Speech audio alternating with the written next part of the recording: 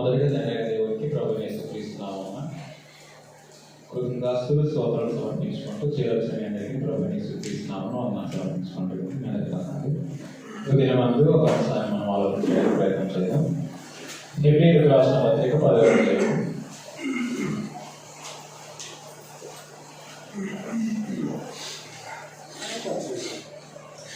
హెబ్రీయులకు రాసిన పత్రిక 10వ అధ్యాయము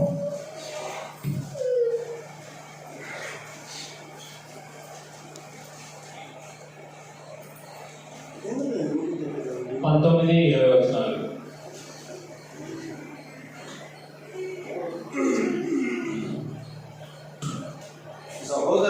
సహోదరులారా, యేసు మన కొరకు ప్రతిష్ఠించిన మార్గమున అనగా నూతనమైనది జీవము గలది ఆయన శరీరము అను తెర ద్వారా ఏర్పరచబడిన దీవునైన మార్గమున ఆయన రక్తము వలన పరిశుద్ధ స్థలమునందు ప్రవేశించుటకు మనకు ధైర్యం కలిగి ఉన్నది కనుక దేవుని ఇంటి పైన మనకు గొప్ప యాజకుడు ఉన్నాడు కనుక మనస్సాక్షికి కల్మషము తోచకుండానట్లు ప్రోక్షింపబడిన హృదయం గలవారును నిర్మలమైన ఉదకముతో స్నానము చేసిన శరీరములు గల వారమునై ఉండి విశ్వాస విషయంలో సంపూర్ణ నిశ్చయత కలిగి యథార్థమైన హృదయంతో మనము దేవుని సన్నిధానమునకు చేరుదము.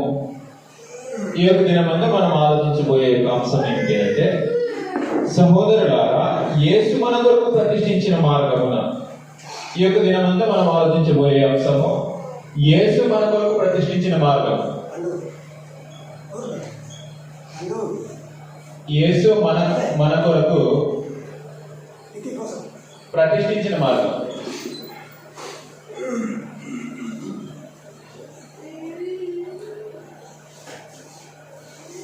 యేసు మన కొరకు ప్రతిష్ఠించిన మార్గాన్ని గురించి ఒక దినమందు ఆలోచన చేయడానికి ప్రయత్నం చేద్దాం. యేసు మన కొరకు ఎలాగో మార్గాన్ని ప్రతిష్ఠించాడో ఆ యొక్క విషయాలను మనం ఈ దినమందు ఆలోచన చేయడానికి ప్రయత్నం చేద్దాం. మనము ప్రతి ఆదివారము దేవుని సన్నిధానంలో ఎందుకు రావాలి అంటే, యేసు మన కొరకు ప్రతిష్ఠించిన మార్గము తెలుసుకొని అందులో నడుచుకోవడానికి రావాలి.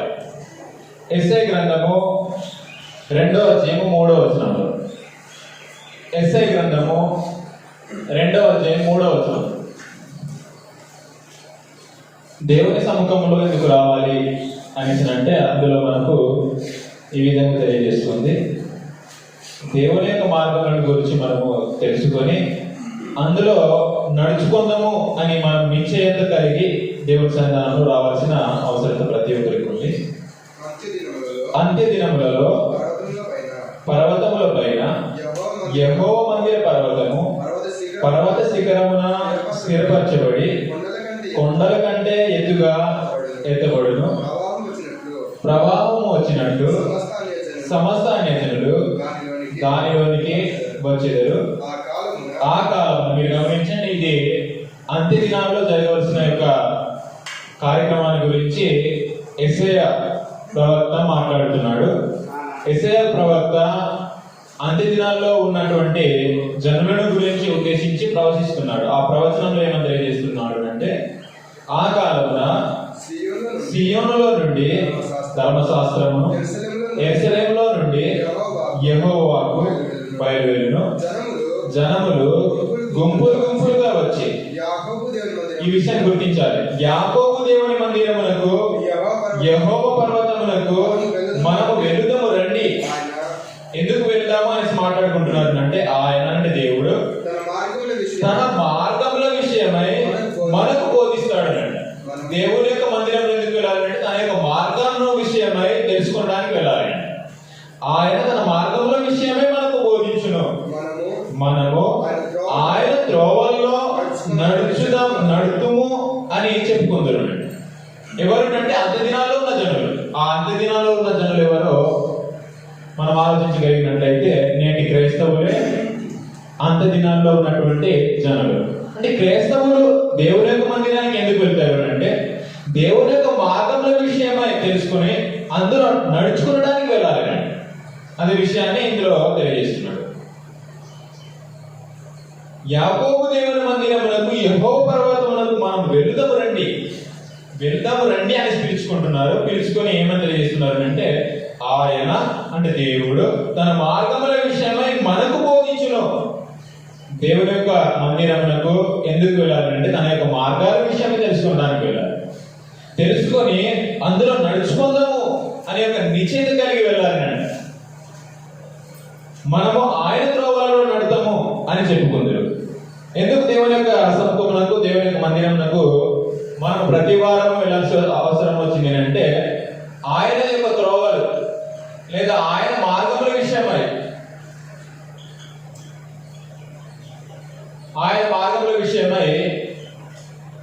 మనకు బోధిస్తాడు,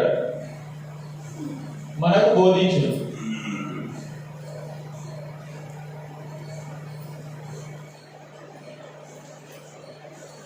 మనము నడుచుకుందాము అనే నిశ్చయత కలిగి వెళ్ళాలి. మనము నడుతాము అనే ఒక నిశ్చయత కలిగి దేవుని మందిరానికి వెళ్ళాలి.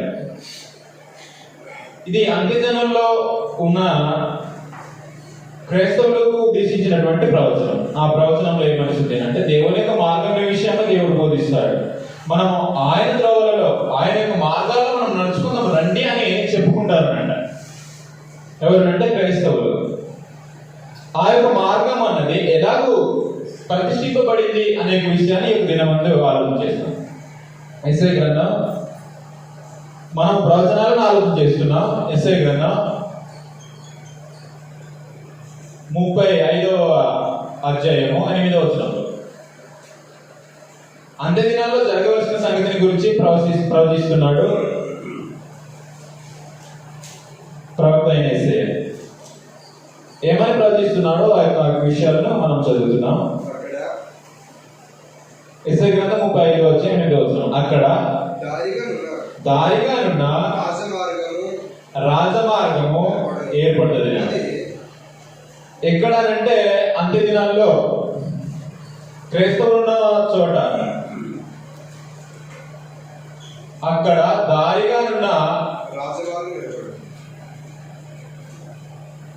రాజమార్గం అనేది ఏర్పడ్డదండి.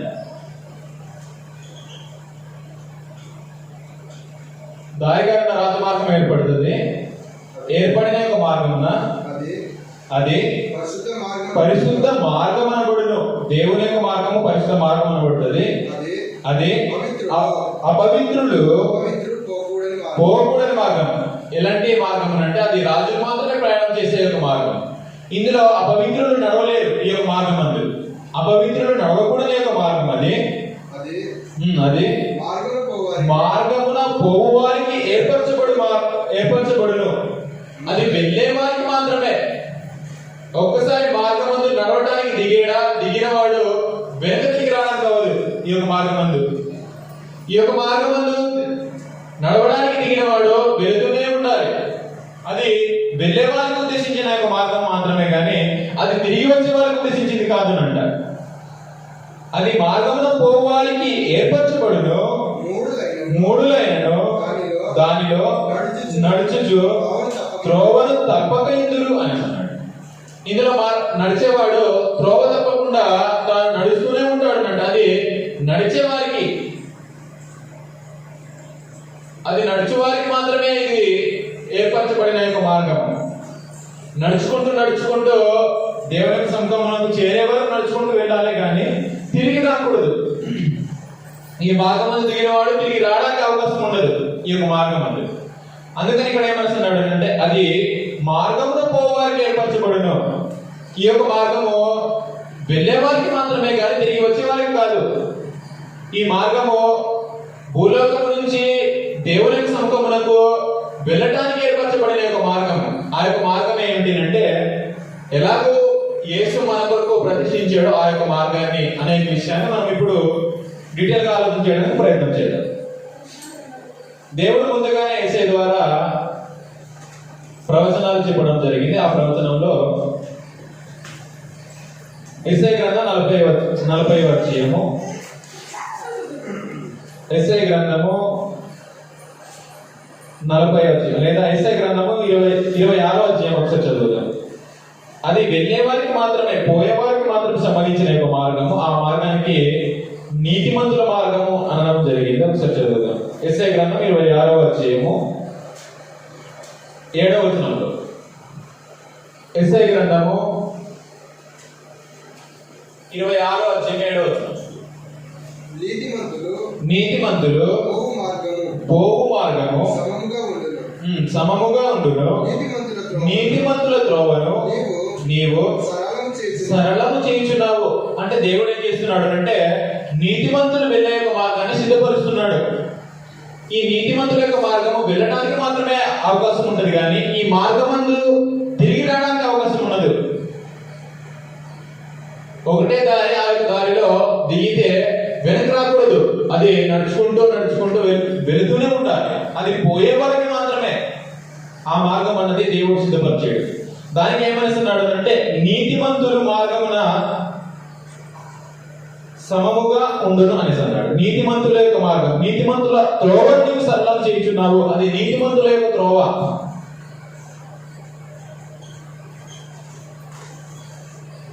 నీతిమంతుల యొక్క త్రోవ అనే విషయాన్ని మనం గుర్తించాలి. నీతిమంతుల యొక్క త్రోవ దేవుడు సరళం చేస్తున్నాడు.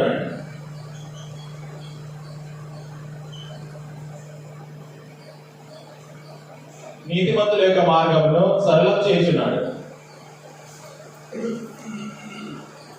అది నీతిమంతుల యొక్క మార్గం. అది వెళ్ళే వారికి మాత్రమే ఉద్దేశించిన యొక్క మార్గం, అది తిరిగి వచ్చే వారికి ఉద్దేశించింది కాదు. ఆ మార్గాన్ని గురించి ప్రవచించడం జరిగింది. యెషయా గ్రంథం 40వ అధ్యాయం. యెషయా గ్రంథము 40వ అధ్యాయము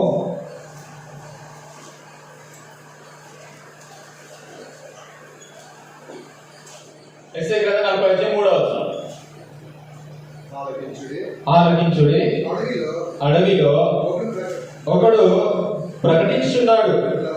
ఎట్లనగా అరణ్యంలో యెహోవాకు అది మార్గము సిద్ధపరచుడి, ఎడారిలో మా దేవుని రాజ్య మార్గము సరళము చేయుడి. ప్రతి లోయను ఎత్తు చేయవలెను, ప్రతి పర్వతమును ప్రతి కొండయు అణచవలేను. వంకరవి చక్కగాను కరుకైనవి సమముగాను ఉండవలేను అని అన్నాడు. ఇందులో బాప్తిస్మం ఇచ్చి యోహాను గురించి చెప్పబడినటువంటి ప్రవచనం. బాప్తిస్మం ఇచ్చి యోహాను భూలోకానికి వచ్చి ఏం చేస్తున్నాడు అంటే అడవిలో ఒకడు ప్రకటించుతున్నాడు అని అన్నాడు. ఆ అడవిలో ప్రకటించిన ఒక వ్యక్తి ఎవరు అంటే బాప్తిస్మం ఇచ్చి యోహాను. ఆ యోహాను దేని గురించి ప్రకటిస్తున్నాడు అంటే యెహోవా మార్గము సిద్ధపరుస్తున్నాడు, దేవుని యొక్క రాజమార్గము అనేసి అన్నాడు. యెహోవా మార్గం అనేసి అన్నా, దేవుని యొక్క రాజమార్గం అన్నా ఒకటే. యెహోవా మార్గమును సిద్ధపరచుడి. దేవుని యొక్క ఒక మార్గాన్ని సిద్ధపరుస్తున్నాడు. అంటే దేవుని యందు చేరడానికి మార్గాన్ని సిద్ధపరుస్తున్నాడు ఎవరు అంటే బాప్తిస్మం ఇచ్చి యోహాను. మత్తయి సువార్త 3వ అధ్యాయం 3వ వచనంలో ఆ అడవిలో అరణ్యంలోకి ఎక్కవేస్తున్నవాడు ఎవడో మత్తయి గారు చెప్పడం, మత్తయి గాని లూకా గాని మార్కు గాని చెప్పడం జరిగింది. మత్తయి సువార్త 3వ అధ్యాయం 3వ వచనం. ప్రభువు మార్గం సిద్ధపరచుడి, ఆయన త్రోవలు సరళము చేయుడని. అరణ్యంలో కేకవేయు ఒకని శబ్దము, కేకవేయు ఒకని శబ్దము అని ప్రవక్త అయిన యెషయా ద్వారా చెప్పబడిన వాడితడే అని అన్నాడు. ఎక్కడికి కోట్ చేయడం జరిగిందంటే యెషయా గ్రంథము 43వ వచనంలో అరణ్యంలో కేక వేసిన వాడు ఎవడు కాదు, ఇతడే బాప్తిస్మం ఇచ్చి యోహాను. బాప్తిస్మం ఇచ్చి యోహాను ప్రభు మార్గాన్ని సిద్ధపరుస్తున్నాడు అన్నట్టు. ప్రభు మార్గంలో సరళం చేయించున్నాడు.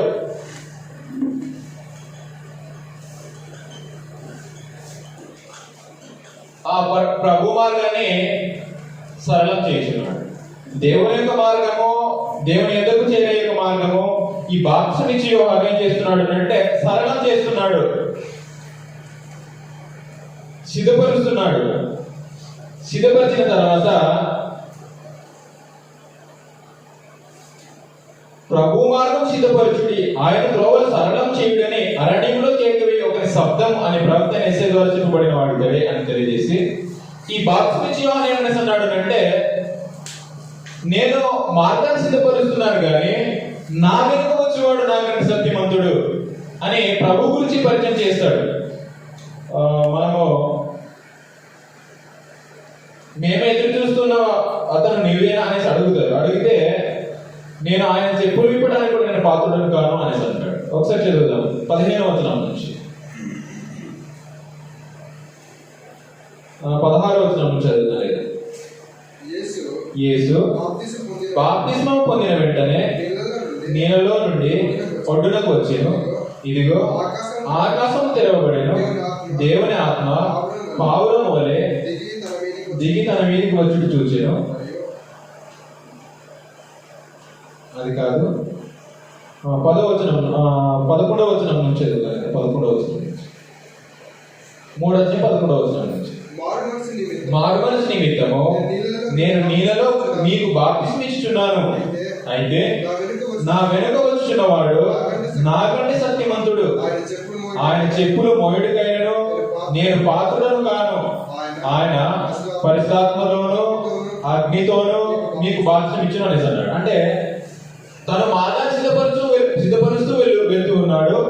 ఆ మార్గమున వచ్చేవాడు, ఆ మార్గమునకు వచ్చినటువంటి ఒక ప్రభువు నాకంటే శక్తివంతుడు అని పరిచయం చేశాడు. ఆ పరిచయం చేసిన దాన్ని యేసు ప్రభు మరొకసారి జ్ఞాపకం చేస్తాడు. మత్తయి సువార్త 11వ అధ్యాయం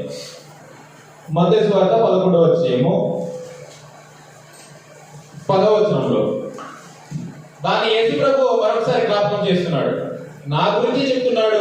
మత్తయి సువార్త 11వ అధ్యాయం 10వ వచనం, ఇదిగో నేను నా దూతను నీకు ముందుగా, అంటే ఎవరికి? యేసు ప్రభువుకు ముందుగా పంపిస్తున్నాడు. నా దూతను అంటే దేవుడు ఏం చేస్తున్నాడు అంటే యేసు ప్రభువుకు ముందుగా ఒక దూతను పంపిస్తున్నాడు. ఆ దూత ఎవరు అంటే బాప్తిస్మం యోహాను. ఇదిగో నేను నా దూతను నీకు ముందుగా, అంటే ప్రభు యేసుక్రీస్తుకు ముందుగా పంపుతున్నాను. అతడు నీ ముందర, అంటే యేసు ప్రభువుకు ముందర, నీ ముందర నీ మార్గమును సిద్ధపరచును అని ఎవరి గురించి వ్రాయబడినో అతడే ఈ యోహాను అని వివరించాడు. అంటే నాకంటే ముందుగా పంపబడిన వాడు ఈ యోహాను అనే విషయాన్ని యేసు ప్రభు తెలియజేస్తున్నాడు. అంటే దేవుని యొక్క మార్గాన్ని సిద్ధపరుస్తున్నవాడు బాప్తిస్మం యోహాను. అది ఎవరి గురించి సిద్ధపరుస్తున్నాడు అంటే యేసు ప్రభు గురించి సిద్ధపరుస్తున్నాడు. ఆ యొక్క మార్గాన్ని యేసు ప్రభు గురించి ఆ యొక్క మార్గాన్ని సిద్ధపరుస్తున్నాడు. అందుకని ఏమంటున్నాడు అంటే, ఇదిగో నేను నా దూతను నీకు ముందుగా పంపుతున్నాను, అతడు నీ ముందర నీ మార్గము సిద్ధపరచును. నీ ముందర నీ మార్గము, నీ ముందర నీ మార్గము అంటే యేసు ప్రభు యొక్క మార్గం, నీ మార్గమును సిద్ధపరచును. అంటే యేసు ప్రభు యొక్క మార్గాన్ని సిద్ధపరుస్తున్నాడు బాప్తిస్మం యోహాను. అదే విషయాన్ని యేసు ప్రభు ఇక్కడ జ్ఞాపకం చేయడం జరిగింది. అయితే యేసు ప్రభు ఆ యొక్క మార్గాన్ని ఎలా సిద్ధపరిచాడు అంటే ఈయన సిద్ధపరిచాడు. ఆ మార్గాన్ని ప్రతిష్ఠించిన వాడు యేసు ప్రభు. ఆ మార్గాన్ని సిద్ధపరిచిన వాడు బాప్తిస్మం యోహాను. ఆ మార్గాన్ని ప్రతిష్ఠించిన వాడు యేసు ప్రభు. ఎలా ప్రతిష్ఠించాడు ఆ విషయాలను కొద్ది సమయంలో ఆలోచించాడు. మలాకి గ్రంథం 3వ అధ్యాయం 1వ వచనంలో,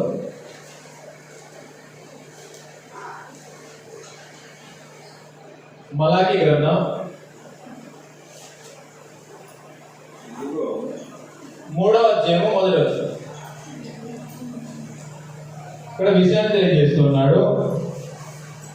ఆ మార్గాన్ని ప్రతిష్ఠించేవాడు దేని ద్వారా ప్రతిష్ఠిస్తాడో ఆ యొక్క విషయాన్ని ఇక్కడ మాట్లాడడం జరిగింది. ఇదిగో నాకు ముందుగా మార్గం సిద్ధపరచుటకై నేను నా దూతను, మీరు గమనించండి, నేను నా దూతను అని చెప్తుంది. ఇక్కడ బాప్తిస్మం యోహాను గురించి కాదు, ఆ దూత ఎవరో ఇక్కడ వివరిస్తాడు. ఇదిగో నాకు ముందుగా మార్గం సిద్ధపరచుటకై నేను నా దూతను పంపుచున్నాను, మీరు వెతుకుచున్న ప్రభువు అని అన్నాడు. అంటే దేవుని యొక్క దూత ఇక్కడ ఎవరి గురించి చెప్పడం జరిగింది అంటే ప్రభువు గురించి. మీరు వెతుకుచున్న ప్రభువు, ఆ దూత ఎవరు అంటే ప్రభువు, యేసు ప్రభువు.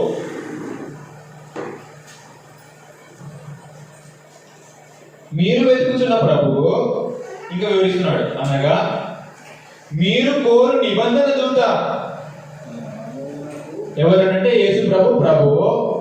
మీరు కోరుకుంటున్న నిబంధన దూత అని అన్నాడు. నిబంధన దూత తన ఆలయంలో హఠాత్తుగా వచ్చును, ఇదిగో ఆయన వచ్చున్నాడని సైన్యములకు అధిపతి యెహోవా సెలవిస్తున్నాడు.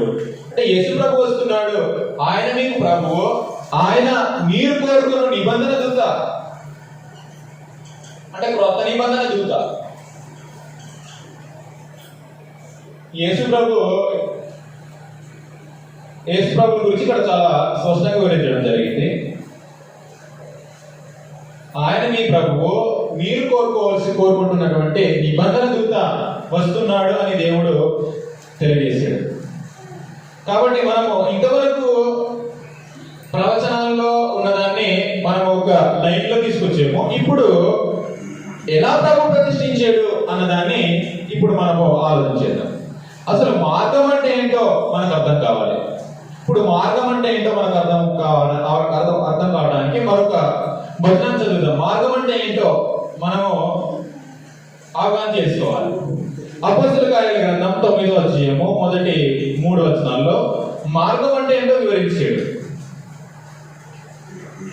అపోస్తలుల కార్యాల గ్రంథము 9వ అధ్యాయము మొదటి 2 వచనాలు, 3 వచనాలు అనుకున్నా, 2 వచనాలు చదివినా మనకు అర్థమవుతుంది.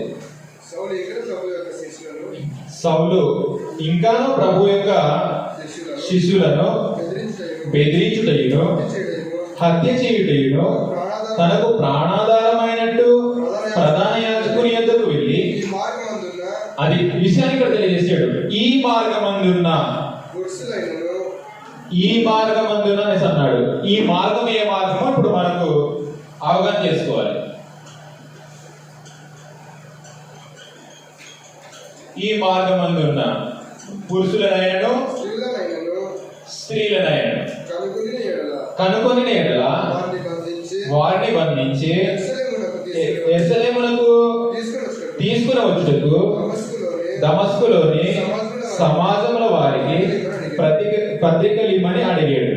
మీరు గమనించండి, ఈ మార్గమందున్న స్త్రీలనైనా పురుషులనైనా పట్టుకొని వెళ్ళడానికి ఒక పత్రిక అనేది నాకు ఇవ్వండి అని అధికారుల దగ్గర అడగడం జరిగింది సౌలు. అయితే ఈ మార్గం అంటే ఏంటో మనం అర్థం కావాలి.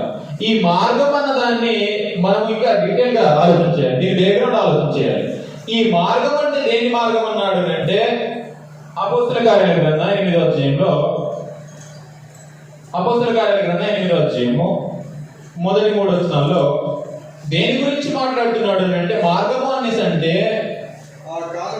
ఆ కాలమందు యెరూషలేములోని అది సంఘము అనేసి మాట్లాడాడు. 9వ అధ్యాయంలో మార్గమందు, ఈ మార్గమందు అనేసి అన్నాడు. ఆ మార్గం అంటే ఏమిటి అంటే ఇక్కడ సంఘము అనే విషయాన్ని మనము గ్రహించవచ్చు. యెరూషలేములో ఉన్న సంఘము, ఆ సంఘాన్నే మార్గము అనేసి అన్నాడు. ఇప్పుడు మనము అవగాహన చేసుకోవాల్సింది ఏమిటంటే మార్గము అనేసి అంటే సంఘము. యేసు మన కొరకు ప్రతిష్ఠించిన మార్గము అనేసి అంటే యేసు ప్రభు మన కొరకు స్థాపించిన యొక్క సంఘము. ఎలాగో తన యొక్క సంఘాన్ని ప్రతిష్ఠించాడో ఇప్పుడు మనము దీని యొక్క బ్యాక్గ్రౌండ్ ను ఇంకా మనం డీటెయిల్ గా ఆలోచించేద్దాం. దీని యొక్క బ్యాక్గ్రౌండ్ అపోస్తలుల కార్యాల 2వ అధ్యాయంలో ఈ సంఘం అన్నది, ఈ యొక్క మార్గం అన్నది ప్రారంభించబడింది. అంటే యెషయా గ్రంథంలో చెప్పబడినట్టుగా దారిలో ఉన్న రాజమార్గం ఏర్పడును అని చెప్పిన ఒక ప్రవచనము, ఆ ప్రవచనం యొక్క నెరవేర్పు ఎక్కడ జరిగింది అంటే అపోస్తలుల కార్యాల గ్రంథం 2వ అధ్యాయం. అపోస్తలుల కార్యాల గ్రంథం 2వ అధ్యాయంలో సుమారుగా 17 దేశాల నుంచి జనులు పండుగను ఆచరించడానికి యెరూషలేమునకు కూడి రావడం జరిగింది. సుమారుగా 17 దేశాలు. మనము ఆ దేశాల్లో చదివినట్లయితే 2వ అధ్యాయము 7వ వచనం నుంచి మనకు 11వ వచనం వరకు, 7వ వచనం నుంచి 11వ వచనం వరకు మనం చదివినట్లయితే సుమారుగా 17 దేశంలో ఉన్న జనులు యెరూషలేమునకు కూడి రావడం జరిగింది. కూడి వచ్చిన ఆ యొక్క జనుల మధ్యలో ఒక మార్గం అనేది ఏర్పడింది. ఎలాగ మార్గం ఏర్పడింది అంటే 12 మంది శిష్యులలో అంటే అపోస్తలుల పక్షాన పేతురు నిలబడి ప్రసంగించాడు. ప్రసంగించిన తర్వాత, ఇక్కడ విషయం మీకు తెలుసు కాబట్టి నేను మొత్తం వివరించట్లేదు. ప్రసంగించిన తర్వాత మీరు సిలువ వేసిన ఈ యేసునే దేవుడు ప్రభువుగాను క్రీస్తుగాను నియమించాను అనే విషయాన్ని తెలియజేసినప్పుడు 37వ వచనంలో అపోస్తలుల కార్యాల గ్రంథం 2వ అధ్యాయం 37వ వచనం, ఈ మాట విని హృదయంలో నొచ్చుకొని సహోదరులారా మేమేమి చేతుమని పేతురును కడమ అపోస్తలులను అడగగా పేతురు, మీరు గమనించండి, పేతురు ఇక్కడ విషయం తెలియజేస్తున్నాడు. మారు మనసు పొంది పాప క్షమాపణ నిమిత్తము ప్రతివాడు యేసుక్రీస్తు నామమున బాప్తిసం పొందాలి. ప్రతివాడు కూడా తాము చేసిన పాపాల నుంచి క్షమాపణ పొందాలి అంటే యేసుక్రీస్తు నామమున బాప్తిసం పొందాలి. యేసుక్రీస్తు నామమున ఎవరైతే బాప్తిసం పొందుతాడో పొందిన వాని యొక్క పాపాలన్నది కడగబడుతుంది. అపోస్తలుల కార్యాల గ్రంథం 22వ అధ్యాయం, అపోస్తలుల కార్యాల గ్రంథం 22వ అధ్యాయము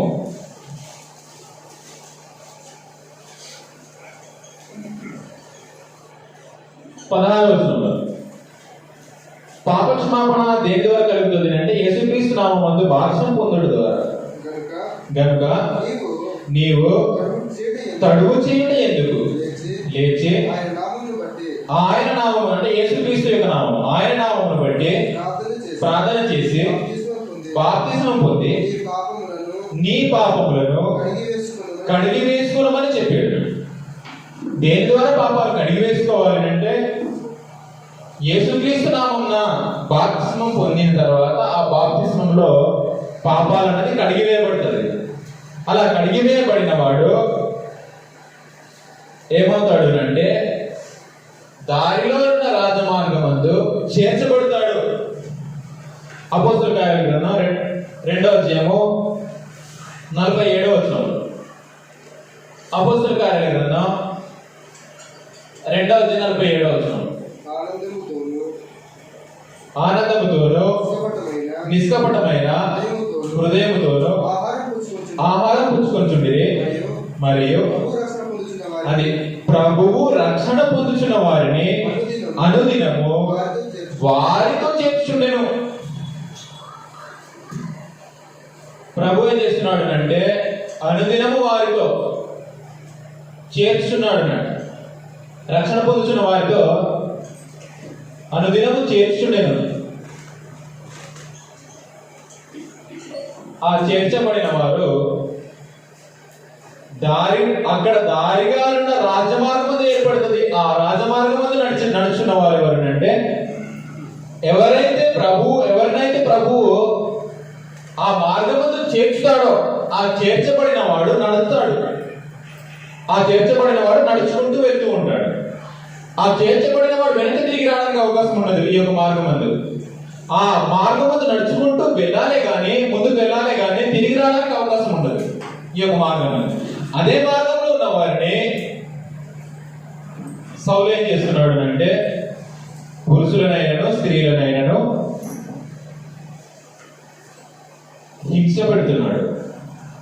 హింసిస్తున్నాడు. ఆ హింసిస్తున్న వారు ఎవరంటే సంఘంలో చేర్చబడిన సంఘ సభ్యులు. ఆ సంఘ సభ్యులను ఉద్దేశించి ఏమనేసి అన్నాడు అంటే ఈ మార్గమందున్న పురుషులనైనా స్త్రీలనైనా పట్టుకొని తాను చెరసాల వేయిస్తున్నాడు.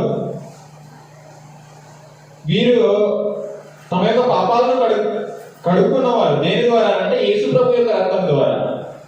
ఎవరిని చేరుస్తున్నాడు అంటే యేసు ప్రభు యొక్క రక్తం ద్వారా ఎవరైతే యేసుక్రీస్తు నామమున బాప్తిసం పొంది తమ పాపములను కడిగి వేసుకుంటున్నాడో వారిని ప్రకటన గ్రంథం మొదటి అధ్యాయం 6వ వచనంలో, ప్రకటన గ్రంథము మొదటి అధ్యాయం 6వ వచనం, యేసు ప్రభు తన యొక్క రక్తం ద్వారా బాప్తిసం పొందినప్పుడే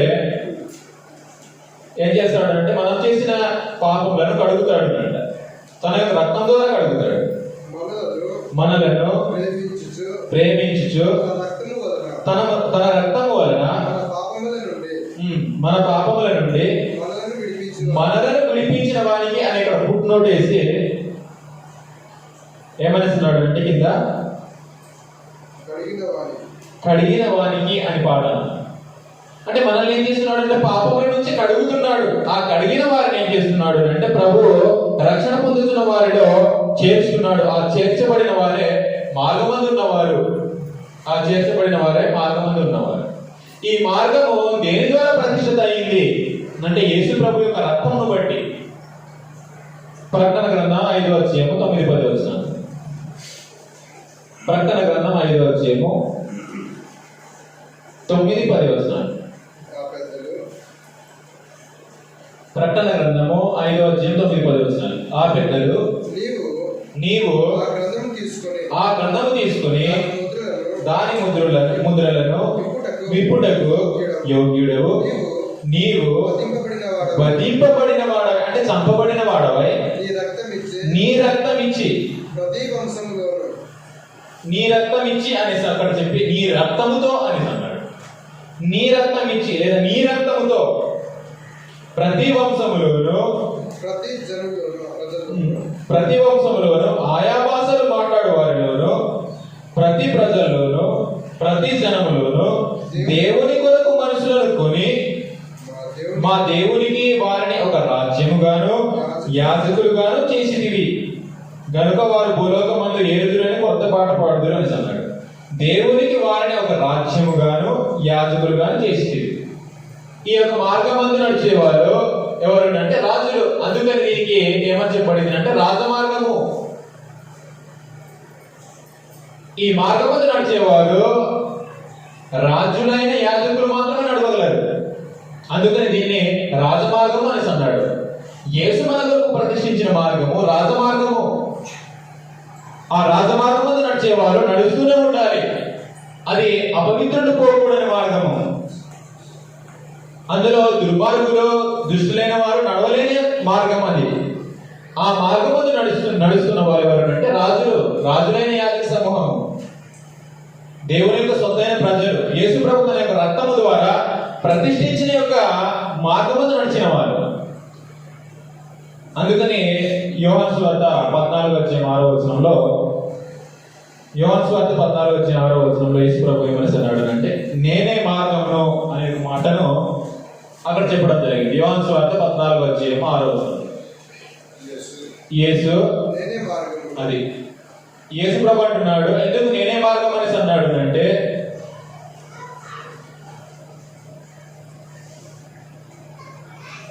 తండ్రి యొద్దకు నడిపించడానికి యేసు ప్రభు మాత్రమే మార్గము. యేసు ప్రభు లేకుండా తండ్రి యొద్దకు ఎవరు కూడా చేయలేరు.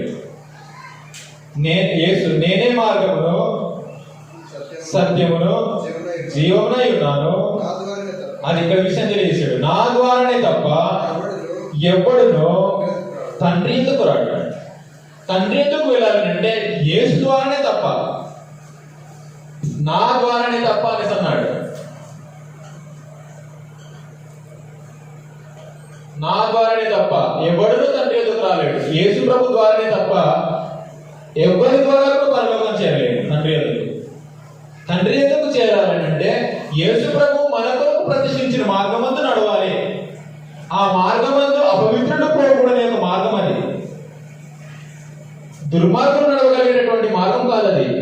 రాజులు మాత్రమే నడిచే ఒక మార్గము. ఆ మార్గమున పోయే వారికి మాత్రమే ఏర్పరచబడిన ఒక మార్గం ఇది.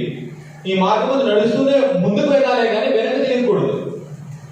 ముందుకు వెళ్తూ దేవుని యొక్క సంఘంలో చేరాలి.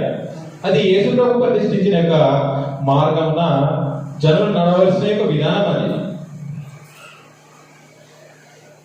కాబట్టి మనము ఇంతవరకు ఏం ఆలోచన చేసామనంటే యేసు మన కొరకు ప్రతిష్ఠించిన మార్గం ఏది అంటే మనము నేడు ఉన్నటువంటి సంఘమే దేవుడు తాను ప్రవక్త ద్వారా ప్రవచించినటువంటి ఆ యొక్క మార్గము, రాజమార్గము లేదా దేవుని యొక్క మార్గము, యెహోవా మార్గము, ఆ యొక్క మార్గమే క్రీస్తు ప్రభు మన కొరకు ప్రతిష్ఠించిన యొక్క మార్గమే ఈ యొక్క సంఘము అనే విషయాన్ని మనం ఆలోచన చేసాం. కాబట్టి ప్రతి ఒక్కరు కూడా తండ్రి యొద్దకు చేరాలి అంటే భూలోకం నుంచి, భూమి మీద నుంచి పరలోకము, భూమి నుంచి పరలోకం అంటే తండ్రి యొద్దకు లేదా తండ్రి యొక్క సన్నిధానంలో, తండ్రి యొక్క సన్నిధానంలో చేరడానికి ఒకే ఒక మార్గం, అది రాజమార్గము, అది క్రీస్తు ప్రభు యొక్క సంఘము. ఆ సంఘము మాత్రమే దేవుని యొద్దకు చేరుస్తుంది, ఆ సంఘము మాత్రమే పరలోకం చేరుస్తుంది. ఆ సంఘములో ఉండకుండా నువ్వు ఏ మార్గం వద్ద వెళ్ళినా కానీ పరలోకం చేరాలి. అందుకని యేసు ప్రభు ఏమన్నాడు అంటే యేసు నేనే మార్గమును ఎక్కడికి మార్గమును అంటే ఎక్కడి నుంచి ఎక్కడికి మార్గమును అంటే భూలోకం నుంచి తండ్రి యొద్దకు చేరడానికి యేసు ప్రభు మాత్రమే మార్గం. అందుకని నేను ఏమన్నాడు అంటే నా ద్వారా తప్ప యేసు ప్రభు నడిచినటువంటి మనకు ప్రతిష్ఠించినటువంటి మార్గము, యేసు ప్రభు నడిచినటువంటి మార్గం నడుస్తుంది తప్ప ఎవరు కూడా పరలోకం చేయాలి. అదే విషయాన్ని హెబ్రీయులకు రాసిన పత్రిక మనం ఇంకా చదువుకున్నాం. ఆయన వచనం చదివి నేను ముగిస్తాను. హెబ్రీయులకు రాసిన పత్రిక 10వ అధ్యాయము 19వ వచనం మనము ప్రారంభంలో చదివిన యొక్క వాక్యం. 10వ అధ్యాయము 19 నుంచి 22వ వచనం ఇక్కడ చాలా స్పష్టంగా వివరించడం జరిగింది. సహోదరులారా, యేసు మన కొరకు ప్రతిష్ఠించిన మార్గమున, ఆ యొక్క మార్గంలో ఎలా ఉంటుందో విషయం తెలియజేస్తున్నాడు. అనగా ఆ మార్గంలో నూతన సృష్టి అన్నది అందులో నివసిస్తూ ఉంటారు. ఆ యొక్క మార్గంలో నడిచేవారు నూతన సృష్టి. అందులో అన్ని కూడా నూతనంగా ఉంటది. అనగా నూతనమైనది, అందులో ఉన్న జనులు అందరూ కూడా జీవం కలిగిన వారు మాత్రమే ఉంటారు. అంటే ఆత్మ సంబంధమైన మృతులు ఉండని యొక్క మార్గం అది. జీవం అనేది ప్రవహించే యొక్క మార్గము. జీవం కలిదియో ఆయన శరీరము అను తెర ద్వారా ఏర్పరచబడినదియోనైన మార్గము అని అన్నాడు. అంటే తన యొక్క శరీరముతో దేన్ని పోల్చాడు అంటే సంఘము ఆయన శరీరము అని అన్నాడు. కొలసీలకు రాసిన పత్రిక 1వ అధ్యాయం 18వ వచనంలో, కొలసీలకు రాసిన పత్రిక 1వ అధ్యాయము, కొలసు పత్రిక 1వ అధ్యాయం 18వ వచనం, సంగమను శరీరమునకు ఆయన శిరస్సు అనేసాడు. అంటే తన యొక్క శరీరమును తెర ద్వారా అనేసాడు. ఆ తెర ఏమిటంటే సంఘమే ఆయనకు తెర. ఆ తెర ద్వారా ఆయన శరీరమును తెర ద్వారా ఏర్పరచబడిన దీవునైన మార్గము. ఇక్కడ సంఘాన్ని గురించి వివరిస్తున్నాడు. దేని ద్వారా ఆ యొక్క మార్గాన్ని ప్రతిష్ఠించాడో ఒక విషయం తెలియజేస్తున్నాడు. ఆయన రక్తము వలన పరిశుద్ధ స్థలమునందు ప్రవేశించుటకు మనకు ధైర్యము కలిగి ఉన్నది కనుకను అని. ఈ యొక్క మార్గము దేని ద్వారా ప్రతిష్ఠించాడు అంటే తన యొక్క రక్తము ద్వారా ప్రతిష్ఠించాడు. మనకు అర్థం కావడానికి చిన్న ఎగ్జాంపుల్ నేను చెప్తాను. చిన్న ఎగ్జాంపుల్ చెప్తాను. ధర్మశాస్త్రాన్ని అమలు చేసేటప్పుడు ఏం చేశారు అంటే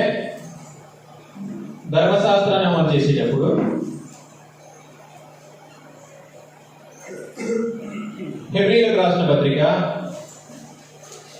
9వ అధ్యాయం, హెబ్రీయులకు రాసిన పత్రిక 9వ అధ్యాయము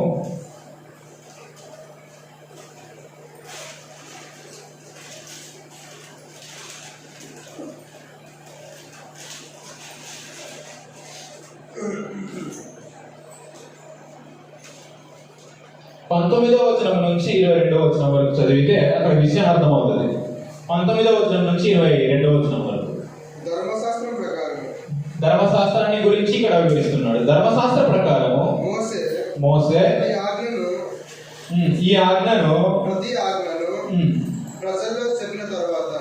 ధర్మశాస్త్ర ప్రకారం మోసే ప్రతి ఆజ్ఞను ప్రజలలో చెప్పిన తర్వాత ఆయన నీళ్లతోనూ అది ఏం చేశాడు? రక్తంతో, రక్తవర్ణములో గల గొర్రె బొచ్చుతోనూ హిస్సోపుతోనూ కోడల యొక్కయు మేకల యొక్కయు రక్తమును తీసుకుని దేవుడు మీ కొరకు విధించిన నిబంధన రక్తం ఇదే అని చెప్పుచు అది ఏం చేశాడు? ఇప్పుడు గ్రంథం మీద ప్రోక్షించాడు, ప్రజలందరి మీదను ప్రోక్షించాడు.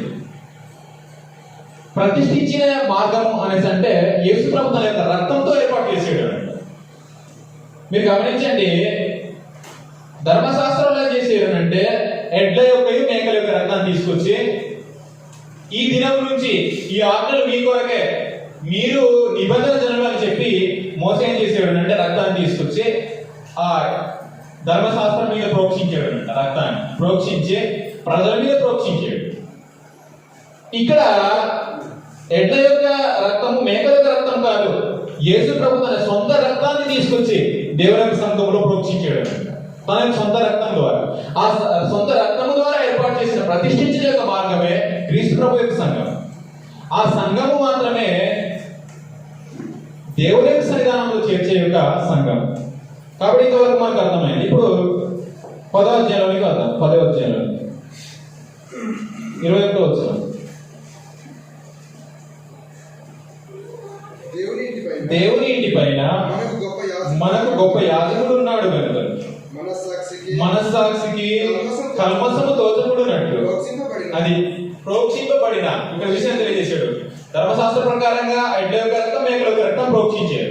ఇక్కడ తన యొక్క సొంత రక్తాన్ని ప్రోక్షించి మనస్సాక్షి కల్మసము తోచబడినట్లు ప్రోక్షింపబడిన హృదయము గలవారును నిర్మలమైన ఉదకముతో స్నానము చేసిన శరీరములు గలవారునై ఉండి విశ్వాస విషయములో సంపూర్ణ నిశ్చయత కలిగి యథార్థమైన హృదయముతో మనము ఇక్కడ విషయం తెలియజేశాడు, మనము దేవుని సన్నిధానములకు చేరుదము అని అన్నాడు. ఇప్పుడు మార్గంలో ఉన్నవారు మాత్రమే, సంఘంలో ఉన్నవారు మాత్రమే యేసు ప్రభు నేనే మార్గమును సత్యమును జీవమును, నా ద్వారానే తప్ప తండ్రి యొద్దకు ఎవరు చేరలేరు అనే విషయాన్ని తెలియజేసిన యేసు ప్రభు హెబ్రీ గ్రంథకర్త ఏమని తెలియజేస్తున్నాడు అంటే యేసు ప్రభు రక్తం ద్వారా కడగబడిన మార్గమందు ఉన్నవారు మాత్రమే లేదా సంఘమందు ఉన్నవారు మాత్రమే తండ్రి యొక్క సన్నిధానంలో చేరగలుగుతారు. ప్రోక్షింపబడిన హృదయం కలిగిన వారు మాత్రమే తండ్రి యొక్క సన్నిధానంలో చేరడానికి వీలుంటుంది అనే విషయాన్ని వివరించాడు. ఇక్కడ అదే విషయాన్ని మనస్సాక్షికి కల్మసము తోచబడినట్టు ప్రోక్షింపబడిన హృదయం గలవారును నిర్మలమైన ఉదకముతో స్నానం చేసిన శరీరములు గలవారై ఉండి విశ్వాస విషయంలో సంపూర్ణ నిశ్చయత కలిగి యథార్థమైన హృదయముతో మనము దేవుని సన్నిధానములకు చేరుదాము అని అన్నాడు. దేవుని సన్నిధానములకు చేరాలి అంటే యేసు మన వరకు ప్రతిష్ఠించిన మార్గమందు ఉంటేనే దేవుని సన్నిధానం చేరగలుగుతాం. ఆ మార్గమందు ఉండకుండా దేవుని సన్నిధానంలో చేరడానికి అవకాశం ఉండదు అనే విషయాన్ని ప్రతి ఒక్కరు కూడా గుర్తించి యేసు మనకు ప్రతిష్ఠించిన మార్గం ముందు ప్రతి ఒక్కరు కూడా నడవడానికి ముందుకు రావాలని, ఇది నడిచే మార్గమే కానీ తిరిగి వచ్చే యొక్క మార్గం కాదనేటువంటి విషయాన్ని తెలుసుకోవాలని ఇంతవరకు శ్రద్ధ గోపితో విని మీ అందరికీ ప్రభుత్వం తీసుకున్నాము నా వల్ల సమర్పించుకుంటూ